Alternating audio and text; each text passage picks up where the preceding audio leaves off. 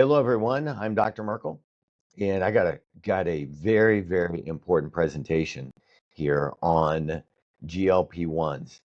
If your patients, and I know you have patients on these GLP-1, and let's list the most common ones are Ozempic, Wegovy, Mounjaro, and Zepbound. Those are the primary ones. I think it's estimated that 40 to 60% of the adult population have tried these drugs. Maybe they're not on them now, but they have tried these things, and some of them are on it. And there is a case that just came to my attention from my clinic with Dr. Yaley that just, oh my gosh, blew my mind. So let's get into it. And so a patient came in to see Dr. Yaley, and the patient is 49 years of age, 6'1", 285 pounds. So he's a big guy. And he'd been treated. He'd been seeing Dr. Yaley for a while, and I'll show you the labs. And he decided to try one of these GLP-1 drugs. Okay, here we can see the history of this patient. He's been tested since 2020, and it was right after started on the GLP-1 drug.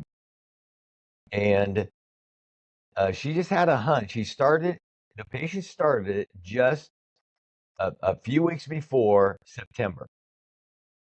And so she ran a cancer panel. See, the SED rate is 16. Let's remember that. Now, this is a cancer panel here.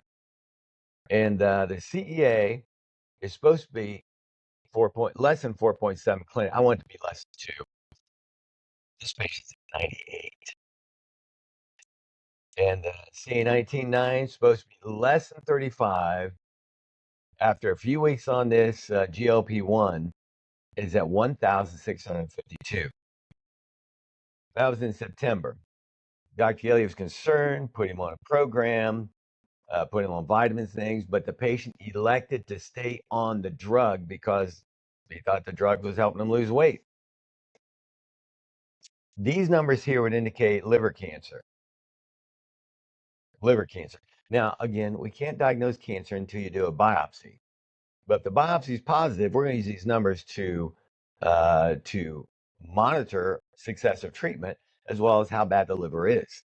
So more than likely, very likely. You can't say it's not cancer, but more than likely it is cancer. So these numbers jumped dramatically while a patient was on these drugs, and he had no symptoms. But Dr. Yaley did her job and made sure he got retested. And these numbers, look where they went from 98 to 548. C19.9 from 1,652, 10 times that level up to 14,000. So I went to Cleveland Clinic, and I believe this is now February of 2026. I believe if he does chemotherapy, he'll be dead by the end of the year, and even a lot earlier than that. His liver's already extremely sick, and if you do chemotherapy and other therapies like that, it's going to accelerate his demise. What I believe, um, you got to come in and talk to Dr. Yaley, start another plan, get off all the drugs, stop those weight loss drugs, and try it Dr. Yaley's way, the SBN way, for how long? Start with 2 weeks. Start with 2 weeks. I know that the cancer center is going to want to be starting chemo and all that stuff right away because it's so bad, and it is really bad. But I think why don't you give the body time, get off the drugs, to recover from the drugs, and then what Dr. Yaley is going to do is help the body get healthy. And I honestly believe the patient would follow Dr. Yaley's advice, get off those weight loss drugs. I can't imagine there wouldn't be significant improvement in just 2 weeks. Not that it's going to be all the way down here, but I expect to see progress in 2 weeks. Now, let's look back at previous blood tests and see what's going on. Now, the SED rate was at 16. Other markers, other labs that could indicate cancer are LDH. At 311, okay, it's high. LDH is high. Now, other numbers we're going to look at, alkaline phosphamide indicates bone metastasis. Well, it's early cancer, so I don't expect bone metastasis. but LDH would be a big one. Lactate dehydrogenase indicates tissue breakdown, that something's going on. So this panel right here is very important to go along with the cancer panel. The cancer panel is specific, but we're going to see other signs on this.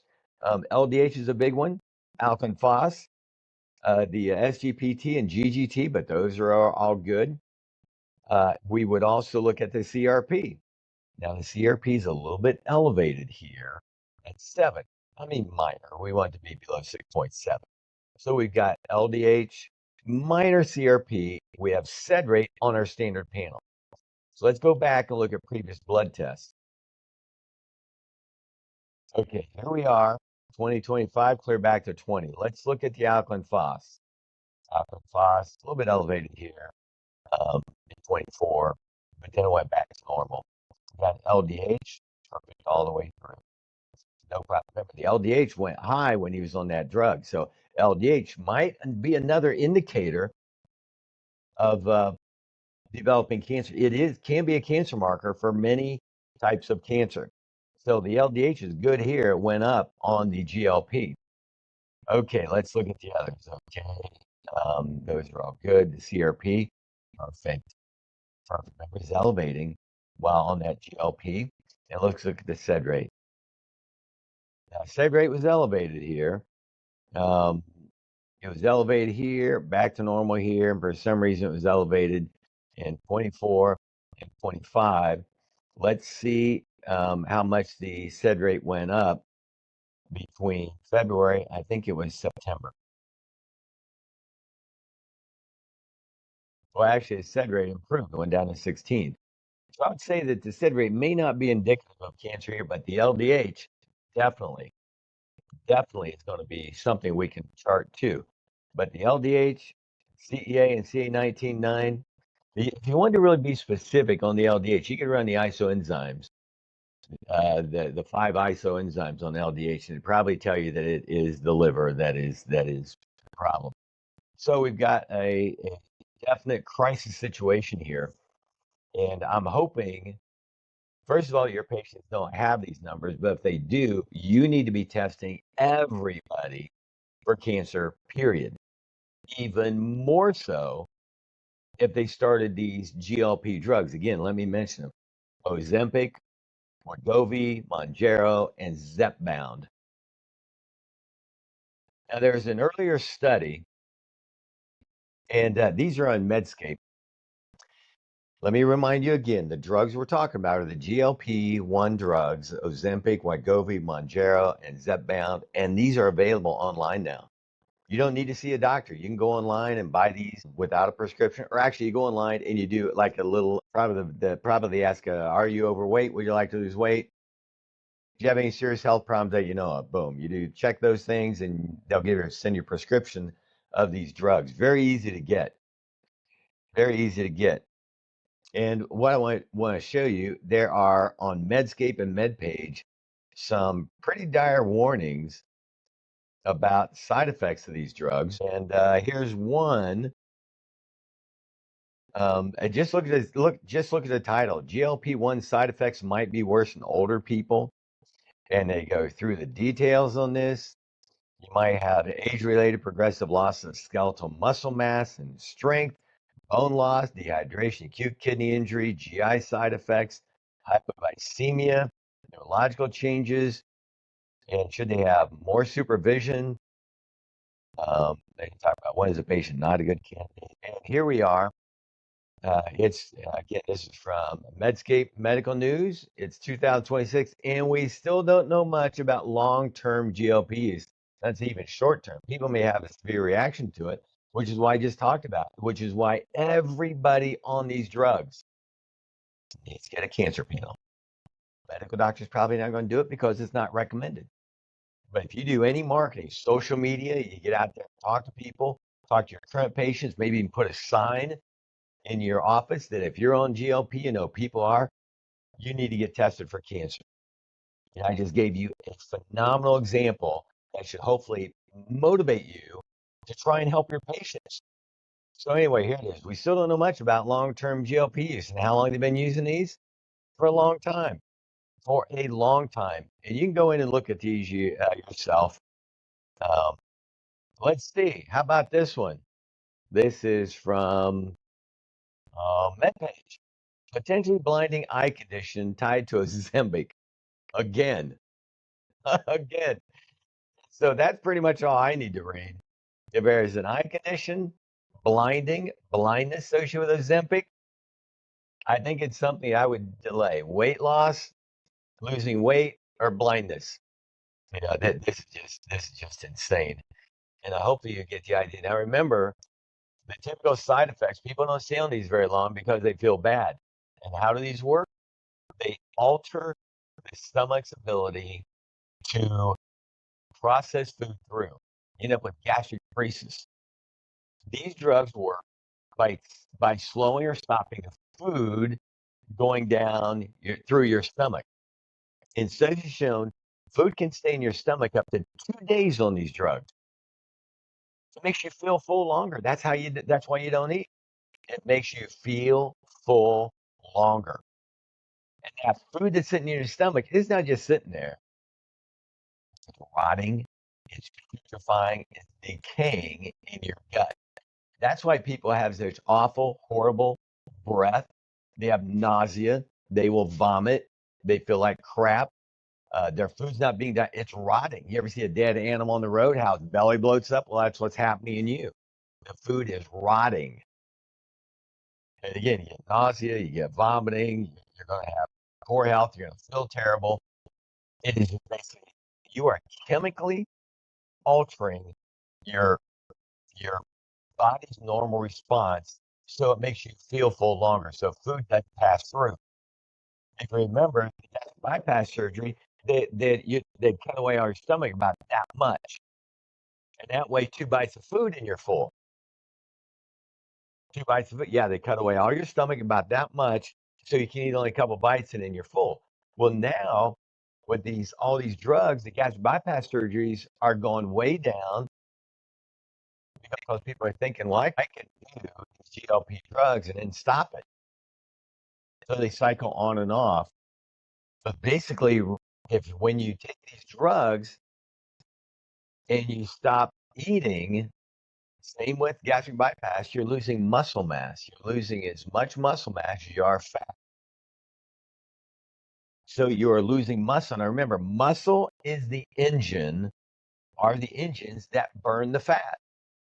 You need more muscle so you will burn more. But with this fasting thing, with this Wegovy, these GLP-1s, you're just not eating. You're not exercising more, you're just not eating. And so you are losing weight, you're losing fat, and you're losing muscle, which means you will gain weight faster.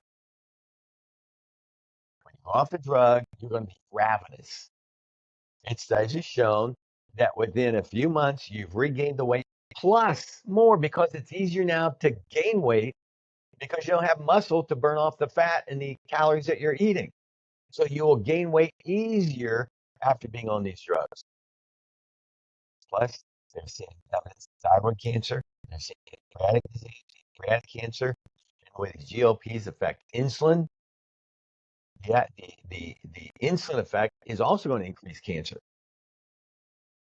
So there are, I tell you, these drugs are bad news. And if you got people on them, you need to do a complete panel and the cancer panel at minimum. At minimum. So you're going to save some lives on this way. Hopefully that you'll get your patients and the patients will at least try it your way for 2 weeks or 2 months before, like Dr. Haley's patient, goes to a cancer center and they're going into chemo. Scare the patient thinking if you're going to do chemo, you're going to die. Well, you're going to die if you do chemo. If the liver is already extremely sick, you throw more chemo at it, it's going to kill the patient. That's my opinion. I really believe that he won't live the year.